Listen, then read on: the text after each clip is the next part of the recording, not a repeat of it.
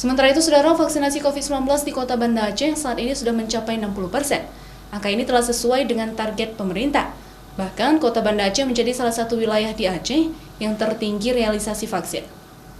Meski target vaksinasi vaksin COVID-19 telah mencapai target, namun pemerintah Kota Banda Aceh masih tetap membuka layanan vaksinasi kepada warga di sejumlah fasilitas layanan kesehatan dan juga tempat umum lainnya yang mudah dijangkau warga. Vaksinasi COVID-19 sebagai salah satu upaya pemerintah untuk memutuskan mata rantai penyebaran COVID-19 yang saat ini kasusnya masih terus meningkat.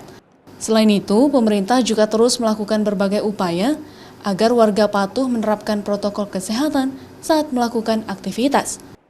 Seperti diketahui, wilayah Kota Banda Aceh saat ini masuk wilayah zona merah, sehingga berbagai aktivitas dan mobilitas warga masih dibatasi, seperti aktivitas di pusat pemberlanjaan, pelajar di sekolah, perkantoran, dan juga aktivitas lainnya.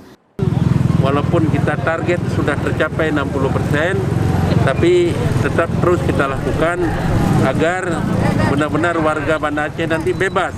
Ya, kita melihat bagaimana di Eropa, bagaimana di tempat-tempat lain yang sudah tak memakai masker lagi. Kita itu diawali dengan menjalankan protokol kesehatan dan juga semua sudah divaksin.